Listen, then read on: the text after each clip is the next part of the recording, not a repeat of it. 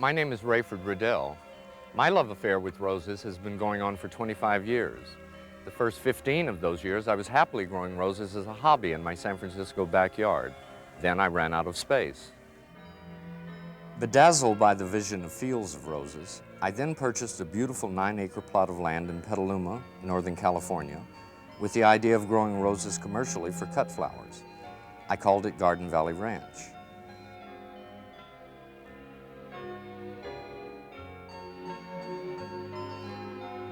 Many of the roses here are Jackson and Perkins varieties, and there are good reasons for that.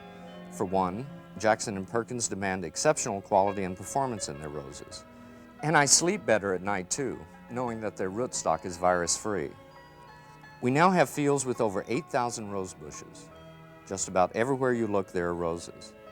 We even have a romantic area surrounded by roses for open-air weddings.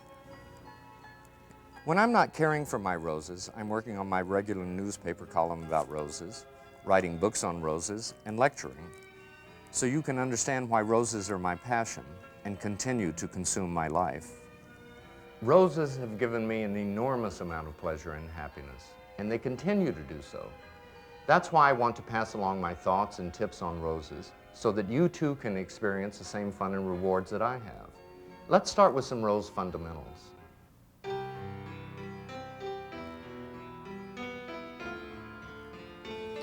Of all the gardeners I wish I'd met, I'd certainly like to have known the man who said he'd rather plant a 2-bit rose in a 4-bit hole than vice versa. Nothing you ever do for a rose is as important as the care you give in creating its home. Okay, let's start with the 4-bit hole. These days, actually, it would cost more like $4. The ideal hole is about 18 inches or so deep and up to 2 feet wide. Providing your roses with the right type of soil in which to grow is critical. You need to get your soil to look something like this, a good garden loam. Mix this loam with equal portions of aged manure and any organic material like compost or peat moss. Before you start to plant your rose, there's one important step to take. You need to make sure that the hole drains properly. Fill it with water, and if it doesn't drain within an hour, dig deeper and improve the drainage. Okay, now you're ready to plant. Start by building a cone of soil on the bottom of the hole.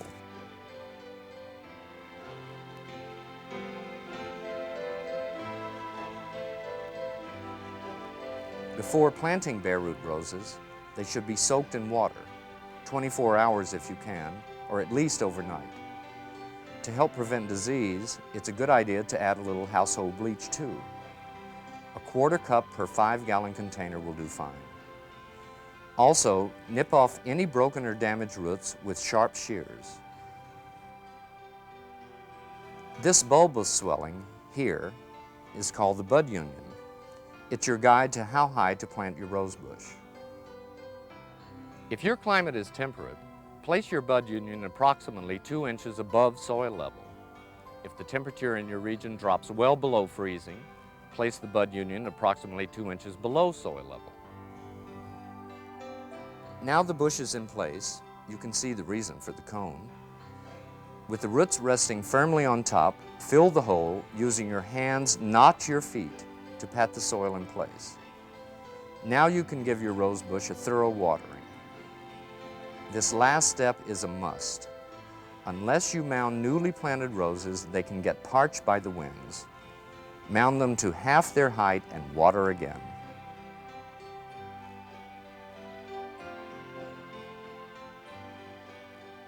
With roses, the key to watering isn't watering frequently, but watering a lot when you do water. In so doing, water goes deep into the ground and encourages strong root formation. If you water only the surface, you'll encourage feeder roots.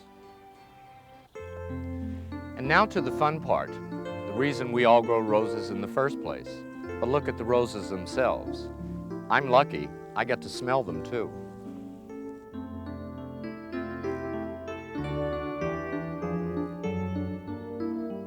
Hybrid teas are roses that were first hybridized in the latter part of the 19th century as a cross between hybrid perpetual roses and tea roses, hence the name. The principal characteristics of hybrid tea roses are their upright growth, long stems, single bloom per stem, and their ability to repeat flower during the growing season. Let's take a look at some hybrid tea roses. Here are some winners that I would personally recommend for all-round performance. Double Delight remains one of the world's favorite hybrid teas. Small wonder, since its unique color combination is never the same on any two blossoms. You'd be hard-pressed to find a white rose with pink edges that has stems as long as sheer bliss. Not only do they make superb cut flowers, blossoms are sharply fragrant. Medallion is a superb rose. Blossoms are exceptionally large and sit atop long cutting stems. For these blooms to reach full maturity, cut these when the sepals are well down and petals begin to unfurl. Although French perfume is classified as a yellow blend, it's just as pink, and every blossom combines the two colors in a different pattern. Fragrance is consistently strong. Hybrid teas will fit into almost any garden design. They look good grouped together in 3s or 4s to make a bold statement, or as a single bush in the middle of a border or bed. They're just natural-born mixers.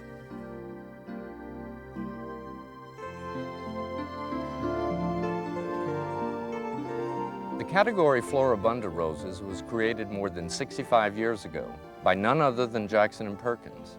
And year in and year out, they've continued to enhance and develop the variety.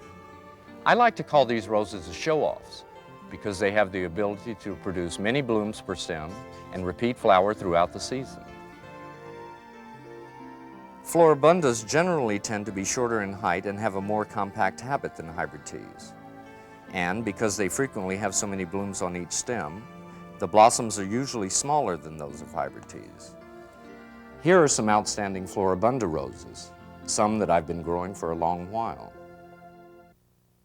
The blossoms of French lace have flawless form. They occur in sprays of from 3 to a dozen blooms each. Foliage is small and a handsome shade of dark green.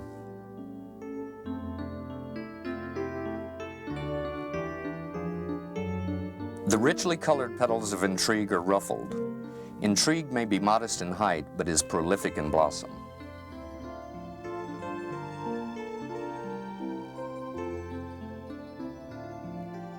Love Potion has a terrific future for itself. Ruffled blossoms are sinfully perfumed and stamens are golden yellow. Best of all, bushes are exceptionally well behaved. As its immense popularity is showing, Purple Tiger is one of the most unusual roses ever introduced. Blossoms that are usually formed in sprays are madly striped, and blossoming is prolific.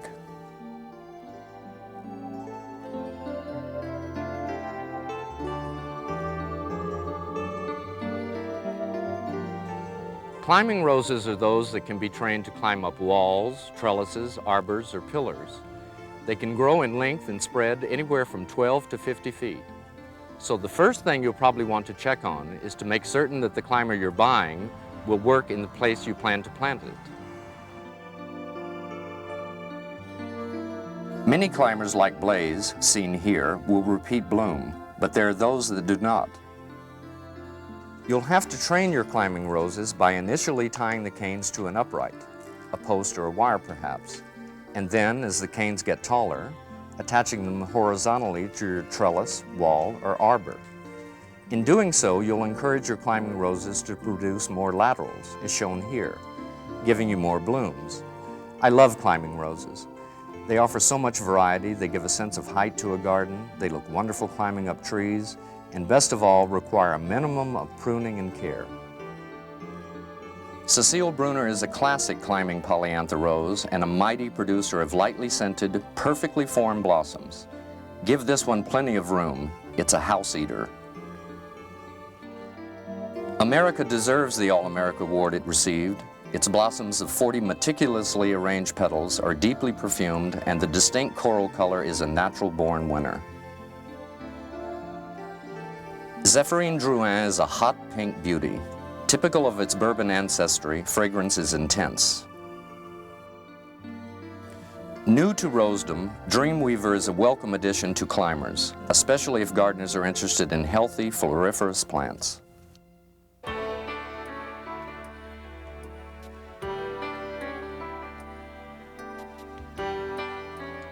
When I started growing roses, nothing frightened me as much as the thought of pruning them. Now I want to make it easy for you with my simple 4-step pruning lesson.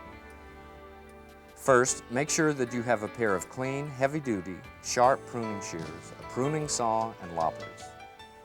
Okay, 1. If Mother Nature hasn't done it already, strip all the leaves from the bush. 2. Remove all the twiggy top growth. This allows you to better see the structure of the bush, particularly the center, where you will have to make the important cuts. 3. Take out dead wood and any wood that crosses the center of the bush. These interfere with air circulation. If canes are hard to get to with shears or lopper, use a pruning saw. 4. Look for dormant budding eyes facing outward from the center of the bush. Make all cuts 1/4 inch above them. This is the point from which all new growth will appear. These final pruning cuts are the ones that will determine the height and shape of your bush. This is what a well-pruned rose bush should look like. It may seem a little stark right now, but look what happens in a few months. Hard to believe, isn't it?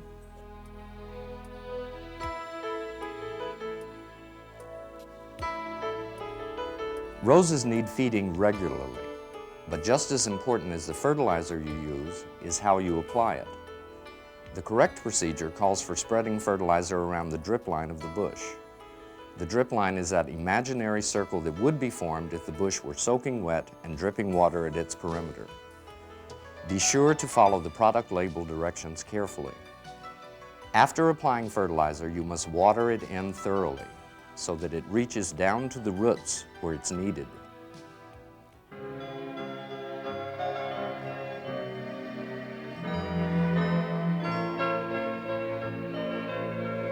Not many gardeners consider creating a living hedge of roses. But when you think about it, isn't it a wonderful idea to have a fence or boundary that blooms from spring through fall?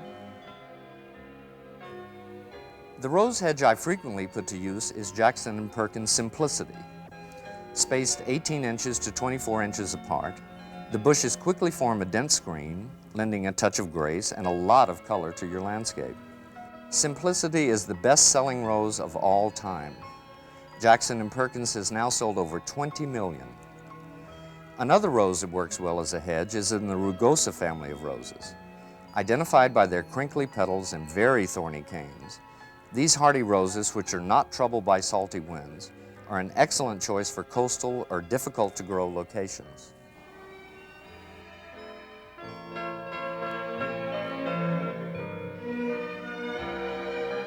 In the never-ending search for rose perfection, old garden roses have been crossed with modern hybrids and floribundas. The result is a new strain of roses that possess the best qualities of both. I think Graham Thomas is the best of the yellow English roses. Blossoms are large, richly fragrant, and bushes are agreeably disease-resistant. Heritage is the most famous and popular of all English roses, doubtlessly because of its appealing shell pink color and the way each blossom is so lovingly formed. Fair Bianca is a favored English rose for those gardeners who like to enjoy roses indoors. Its cream to white blossoms are cunningly formed and rich in honey-like perfume. I believe that Evelyn is the most deliciously perfumed of all English roses. The color of the intricate blossoms never seems to be the same, sometimes yellow, other times apricot, but always with hints of pink.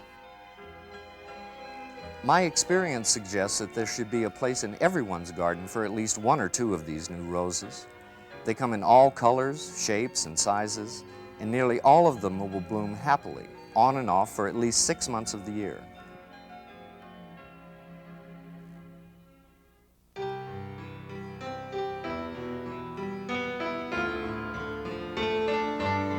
I'd like to sing the praises of mulch for a minute. Mulch is nothing more than organic material layered over the ground where plants grow. Roses absolutely love it. Mulch makes 3 important contributions. First of all, it retains moisture so that the roots remain cool. Secondly, it controls weeds. That's welcome news to any gardener. And third, it releases its nutrients every time it is irrigated over the course of the growing season.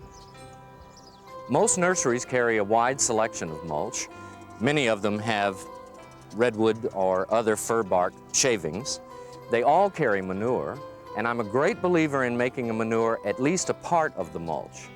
Also, it is much better to use fowl manures than it is either steer or cow manure. Just make certain that the manure has been aged. If manure is fresh, it will burn the young feeder roots.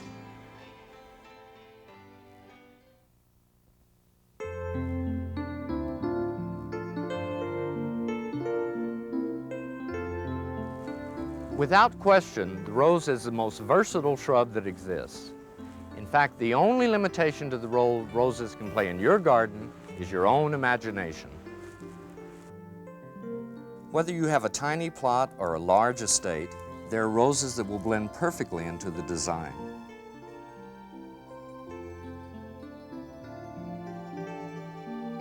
Nowadays, most gardeners prefer to make roses an integral part of their overall garden plan, rather than planting them alone in regimental rows. Roses are best used for drama, to highlight areas, to create a mood, to complement or contrast with other flowers and plants, or to make a single color statement. And let's not forget yet another versatile side of roses, their ability to be easily grown in containers, like this lovely Floribunda brass band. One of the great advantages of pots, of course, is that they can be moved around to suit your whim, or the sunshine. A very attractive and practical solution for small gardens and patio areas. Remember, though, that they'll need watering and feeding more frequently.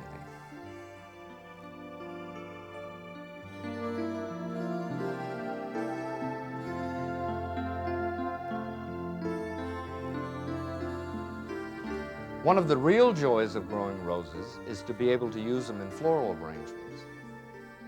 Whether it's a single stem or a lavish bouquet, there's nothing that lifts the spirits quite like a beautiful arrangement of rose blossoms. And it doesn't have to be complicated. Here's a tip. After you have cut your roses and brought them into the house, cut the stems a second time under water. This will make your roses last much longer in the vase. Look how quickly my friend Jane creates this lovely bouquet.